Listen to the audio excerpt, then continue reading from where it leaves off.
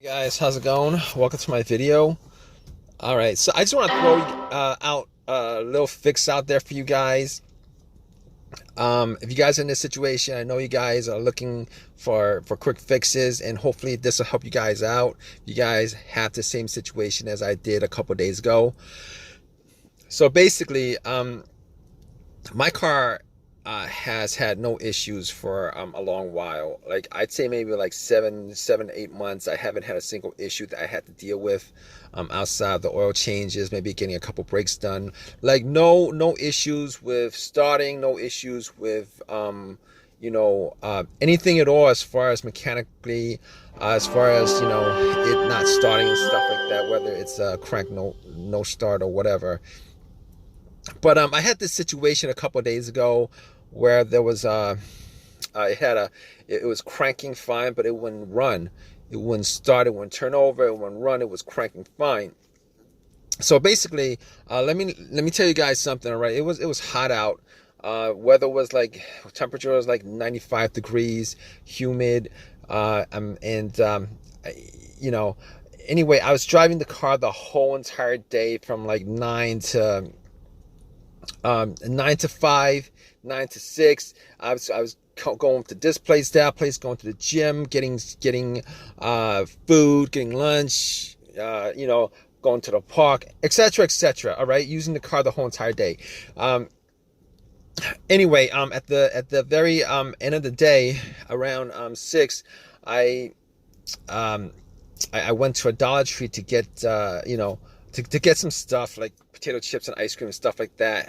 And I ended up getting a couple ice cream bars, fruit bars. Spent about I don't know, like 20 minutes in there, and came back out, try to stop the car, but it would crank, but it wouldn't turn over. It wouldn't run. It cranked fine. The cranks were strong. It cranked fine. It wouldn't run. So at that point, I was like, all right, wasn't too worried about it. So I was like pressing the gas pedal a couple of times and trying to start it, and did not start.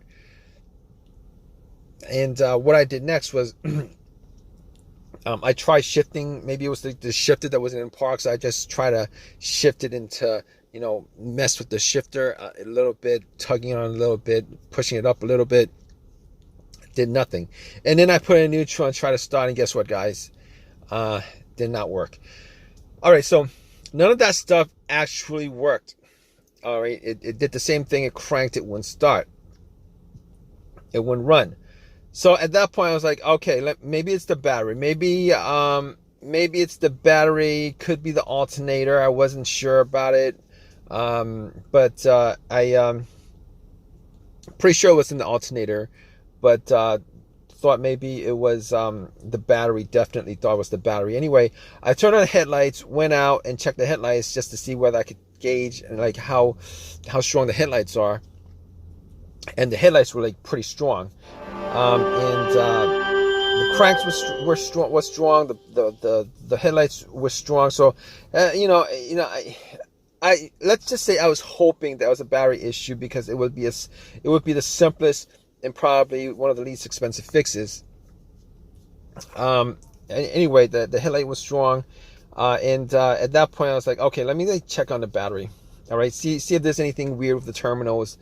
Haven't looked at the battery in a long while. Haven't looked under the hood.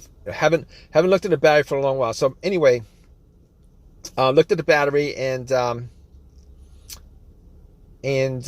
looked at the battery and checked out the terminals, made sure they were tight. And clean. Now the terminals looked like there was some whitish, bluish stuff on there. Definitely looked like it needs some cleaning. So I pretty much wiggled it off. They were tight on there, but they weren't super tight. I was able to wiggle it off. Wiggle the terminals off. And since I was at Dollar Tree, went to Dollar Tree, looked around for some metal brushes. Got a couple of metal brushes. And a Coke. So what I did was I brushed off all the corrosion on there.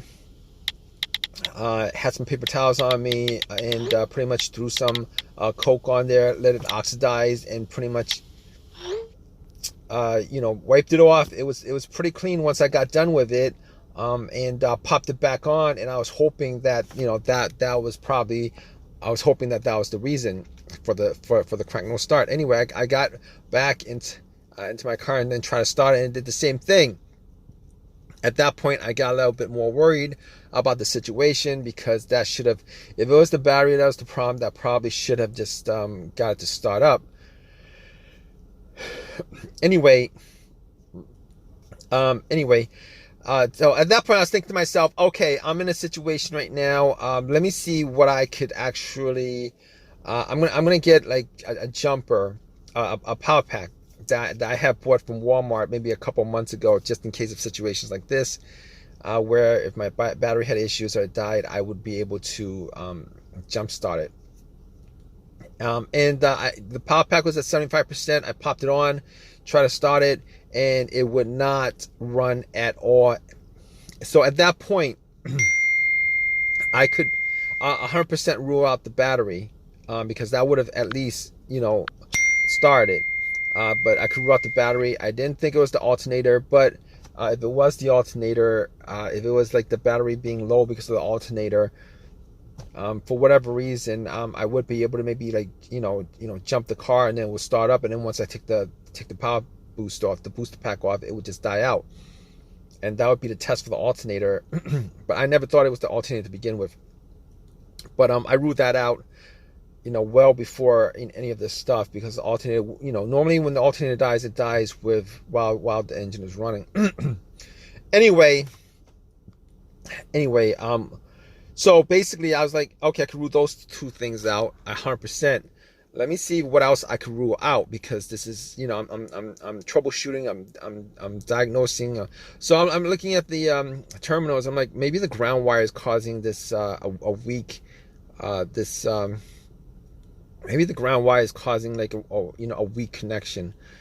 Maybe the ground wire is the weakest link. So I was looking at the negative cable, which is the main ground wire to the car, to any car actually. So I was looking and it's always connected to the frame of the car in one way or another. And I was looking at it, and just make sure that it wasn't disconnected in any way, make sure that it wasn't loose, make sure that it was clean of debris. There was a little bit of rust on it where the connection was the bolt connected to the frame was, but nothing serious. And I didn't think that would have been the cause of it. So I immediately ruled out the ground wire. So I ruled out all those things off the bat.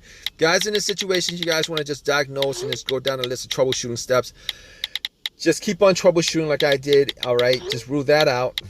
I mean, that's all cleared. Rule that out. So basically, at that point, I was like, okay, all right. So there's a bunch of other things that could cause this situation. There could be like the mass airflow sensor, the throttle position sensor, the camshaft position sensor, the crankshaft position sensor, and a whole host of other stuff that you would need to troubleshoot in this case. But then I was thinking to myself, okay, I know for a fact that I did not have a check engine light. There was no check engine light on the dash at all. Did not see a check engine light the whole entire day. Haven't seen a check engine light on this car for a long while, maybe like a year. So I was thinking to myself, every single one of those components actually have a sensor on them.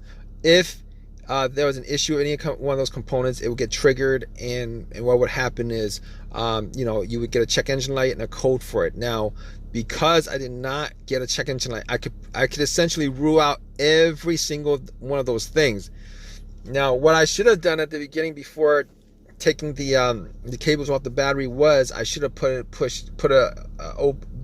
my OBD2 scanner in, and the scanner was like, one of these $19-20 OBD2 scanners I got from Walmart when I got the booster pack. But regardless, I know like 99% of the time when any of those components go out with a sensor, if any of those components go out, you can be sure that the check engine light would be on well before it just fails immediately. So I was thinking to myself, there was no check engine light. and I'm pretty sure it wasn't any of those components that were causing it, and I could rule all those things out. So I pretty much just eliminated a whole host of stuff. You guys in this situation, you guys don't have a check engine light, you guys could remove, eliminate all those things that be causing it. If you guys have a check engine light or had it before that happened, then you guys need to troubleshoot it some more. But in my situation, there wasn't a check engine light. But there's a chance that it could also be the car's computer, the PCM, the car's computer, ECU, PCM, or a car's computer that could, if it's disconnected from a car for some reason, there would be a chance that, it could cause this crank no start or no start situation. But anyway, I had an OBD2, a $19.99 or $20 OBD2 that I got from Walmart. One of these cheap ones that actually does the job pretty good as far as giving you a diagnosis of what the issue is. Anyway, I plugged it in, and I plugged it in just to run it, just to make sure that the car's computer was connected to the car. And the way you know that is if it scans all the way through and gives you a readout, you know for a fact that there's no problem with the car's computer. If it stops halfway and it doesn't complete the scan, then you kind of know that there might be an issue with the car's computer. Anyway, plugged it in, it read all the way through and gave me a readout. There was 0 codes, but there would have been 0 codes anyway because I unplugged the battery to clean it. But in any case, I knew the car's computer's connection was fine, and just by deductive reasoning, there was no check engine light. So I was pretty sure that there was no other components causing it, as far as any components with the as a sensor in it connected to it. So at that point I was like, okay, let me just move on. All right, let's just continue the troubleshooting.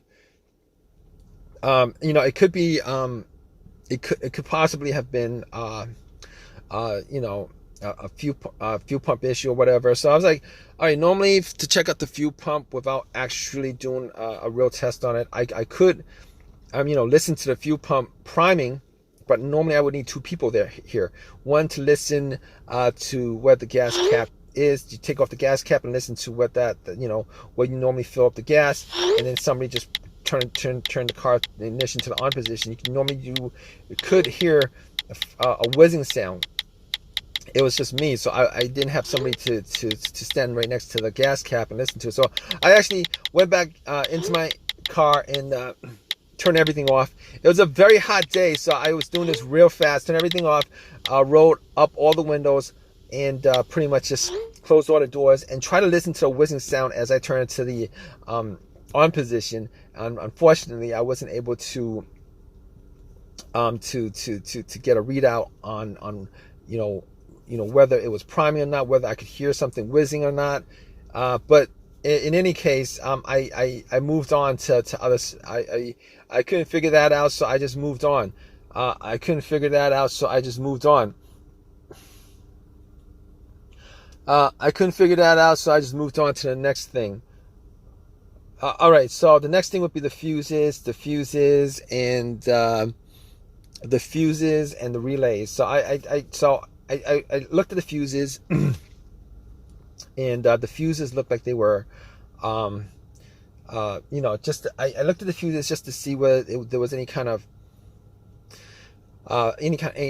seeing the fuses whether there were any, man, I can't talk right now. Anyway, I was checking the fuses to see whether there was any kind of discoloration on the fuse, the top of the fuse and stuff like that, whether there was a burnt smell, whether I could see any kind of discoloration, and I couldn't see any discoloration. I couldn't make anything of it. I didn't have a fuse tester on me, and couldn't really test them out 100%, but I was pretty sure there was no problem with the fuses. So I was thinking to myself, let me just check out the relays, see what the deal with the relays is. And it could be a fuel pump relay. I looked for the fuel pump relay, and what I did was I took it out, cleaned it, popped it back in, tried to start it. It didn't do anything. It did the same thing. It would crank and nothing after that.